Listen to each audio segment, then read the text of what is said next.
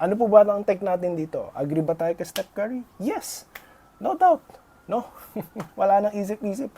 Siya po talaga ang best point guard. No? Hindi dahil hindi ko pa napanood or hindi pa tayo...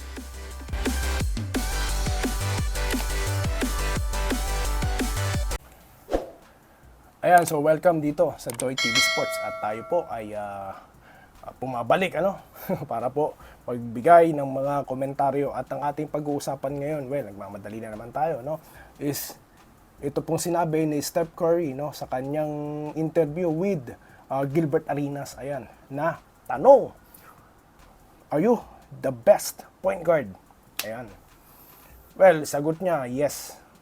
Dalawa sila, no, sa conversation with, of course, si Magic Johnson. Ayan. At yan naman po sinang-ayunan ni Stephen A. na alam naman nating isa sa magagaling na komentarista dyan sa sports, no? At ano po ba ang take natin dito? Agree ba tayo kay Steph Curry? Yes. No doubt. No? Wala nang isip-isip. Siya po talaga ang best point guard, no? Hindi dahil hindi ko pa napanood or hindi pa tayo pinanganak noong mga panahon ng mga Hall of Famers, no? Siyempre may mga reviews tayong mga pinanood. At ngayon, yung mga nagawa ni Steph Curry hindi pa nagawa noon. 'Di ba? Sino ang 3-point king? Steph Curry. Na patuloy na tinataas ang record. Well, sino pa ba ang makakahigit diyan? Sino pa ba? 'Di ba? Tapos pinalitan niya ang style ng laro sa NBA.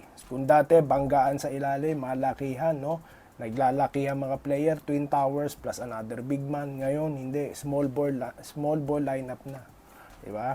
Kaya sila nag-champion. Yun nga, nabanggit ko nag-champion sila, binitbit niya yung kanyang kupunan. May mga gwardiya po na binitbit din ang kanilang mga kupunan, katulad nila Isaiah Thomas, katulad of course ni Magic Johnson na binitbit ang Lakers, no, na sa siyam na kampyonato. Yun na nga lang sa pagpapalit ng ng taon, no, 90s, no, 80s to 90s, ang tinalo sila ni Jordan of Chicago Bulls, at yun na nga naipasa na kay Jordan, no.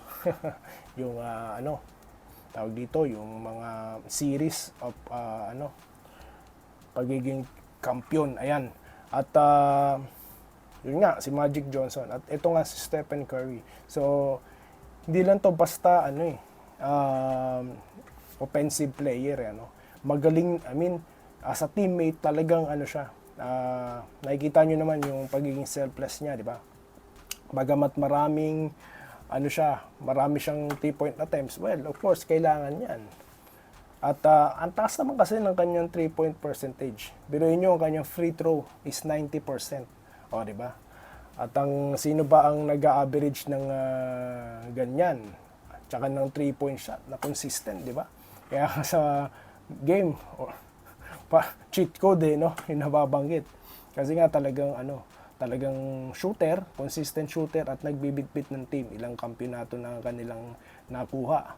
4, di ba? 3. Tapos yan, yung pang-4 na sinasabi nga na hindi niya kayang mag-MVP, maging finals MVP, pero pinatunayan nilang mali, no? Kala nila tapos na ang dinastiya nitong Golden State Warriors, pero nakita nyo ang score ni Steph Curry, di ba? Kung paano niya binitbit ang Golden State Warriors.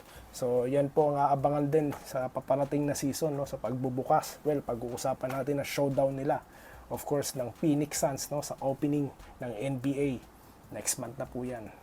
Sa October pa pala. Next month is September at October, opening ng NBA. Marami tayong pag-uusapan dyan. So, okay, balik tayo. Again, tayo naniniwala sa sinabi ni Stephen Curry na siya ang best point guard, no? Siya talaga. At itong si Magic Johnson. Binuhin nyo, si Magic Johnson is a 6'9", no? Na nakita nyo naman the way he passed the ball, di ba? At gayon din, itong si, Stephen Curry. Well, of course, may mga teammates sila na sa kanilang pagpitpit ng koponan dito sa may Lakers. Nandiyan si Michael Thompson, si Kurt Rambis, at of course si Kareem Abdul-Jabbar. Ayan, sama na natin sila Byron Scott, point guard din yan. And of course, sa Golden State naman, nandiyan yung kanyang brotherhood, na si Klay Thompson, no? Kanya splash brother, at itong si Draymond Green. Ayan, At yung mga veterano na katulad nila Iguodala, no? Sila ang mga of course, yung coach ng ngayon, USA team na nasa Pilipinas ngayon para diyan sa World Cup na si Coach Steve Kerr. Ayan. So, yun po, no? At kayo, meron ba kayong pagtutol? Kung siya nga ba talaga ang dapat, or naniniwala kayo bang oo, hindi lang. Comment kayo dyan sa comment section, no? Or meron kayong ibang alam na pangalan, no? Pwede natin pag-usapan yan dito sa ating channel. No? Baka magkaroon tayo ng part 2 sa content na ito. Diba? So, that's how great Steph Curry is, no? At patuloy pa rin niyang inililista, no? Yung kasalukuyan. No? Biruin mo, kasalukuyan niya, naglilista na siya ng history. Patuloy na siya naglilista ng history sa kasalukuyan. Ayan. So, yun lamang po ang ating topic ngayon sa araw na ito, at magkita-kita tayong muli sa mga susunod na video content dito sa Doy TV Sports.